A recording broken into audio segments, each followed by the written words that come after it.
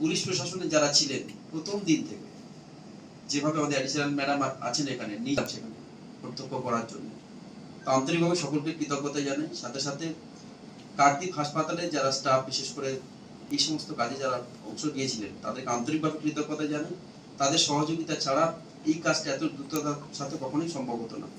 এবং সাথে সাথে আমাদের ব্লক এবং পঞ্চায়েত স্তরের জনপ্রতিনিধিরা যারা ছিলেন প্রত্যেকেই যেভাবে আপনারা সাহায্যের হাত বাড়িয়ে দিয়েছেন, একটা যে কোনো ডিজাস্টার আমাদের সকলের বেদনাদায়ক, সেই ডিজাস্টারকে যেভাবে আপনারা সবাই সহযোগিতা করেছেন, নিশ্চিতভাবে আমরা কোনো মৃত্যুই আমাদের কাছে কখনোই কাম্য নয়, কখনোই আমরা চাইনি সেটা, কিন্তু করার নেই, প্রকৃতির নিয়ম, যেটা ঘটে গেছে। কিন্তু যারা আছেন সেই ফ্যামিলিকে নিশ্চিতভাবে আগামী দিন তাদেরকে বেঁচে থাকতে হবে। ছোট ছোট বাচ্চা রয়েছে, আমরা প্রত্যেকটি বাড়িতে গেছি সেদিনকে, আমাদের প্রিয় বিধায়ক সাহেব, মন্ত্রী সাহেব সহ আমরা সবাই সেদিনকে যেদিন গেছিলাম মাননীয় সাংসদ অভিষেক বন্দ্যোপাধ্যায়ের অর্থ সাহায্য নিয়ে প্রত্যেকের বাড়িতে, সেদিনকে সেই করুণ দৃশ্য আমরা দেখেছি।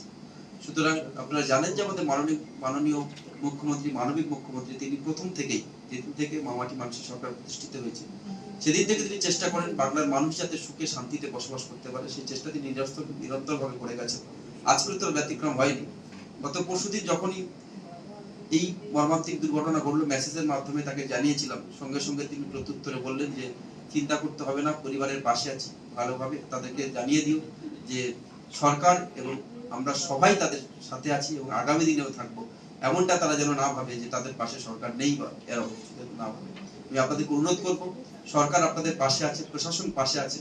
আজকে ডিএম সাহেব স্বয়ং এখানে এসেছেন, আপনার নাম্বারও শেয়ার করে দেবেন। ওদের যদি কোনো অসুবিধা হয় তাহলে আমাদের যা মানে আমরা কিন্তু এটা শুধু অফিসিয়াল নেই, একটা মানবিক দিক থেকেও আমাদের একটা মানে ইয়ে রয়েছে। তো আমরা শুধু অফিসিয়াল যা হওয়ার করবো, পার্সোনালিও আমাদের যা রয়েছে আমরা এদের হেল্প করবো।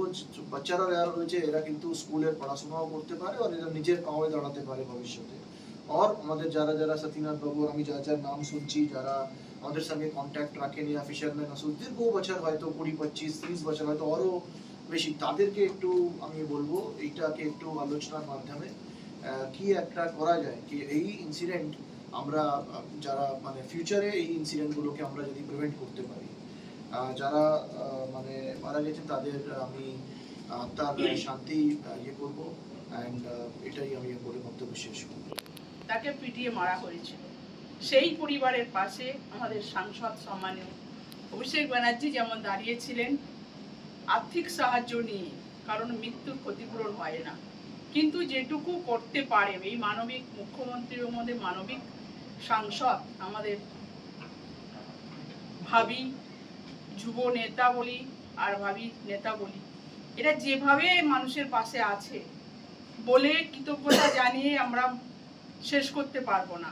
কিন্তু এই পরিবারগুলোর কথা একটাই বলবো, আপনারা ভরসা রাখুন, যেমন মাননীয় মুখ্যমন্ত্রী আছেন আপনাদের পাশে, যেমন আমাদের সাংসদ অভিষেক ব্যানার্জি আছে, তেমনি আমাদের তাদের চোখ দিয়ে আমাদেরকে দেখার যে সুযোগ করে দিয়েছে, আমরা সবাই দক্ষিণ 24 পরগনা সহ বিডিও এবং পঞ্চায়েত সমিতি এবং আমাদের পঞ্চায়েতে যারা দায়িত্বে আছে, বিধায়করা যারা আছে, আপনাদের কোথাও কোনো সমস্যা হলে অতন্দ্র প্রহরীর মতন যেমন মমতা ব্যানার্জি আছে, তেমনি আমাদের সরকারি আধিকারিকরা যা আছেন, ডিএম থেকে শুরু করে একদম পঞ্চায়েত স্তরে যারা আছে আর জনপ্রতিনিধিরা, আপনাদের কোথাও যদি একটু অসুবিধা হয় আপনারা আপনাদের বলবেন, আমরা যথাযোগ্য সাহায্য করার চেষ্টা করব।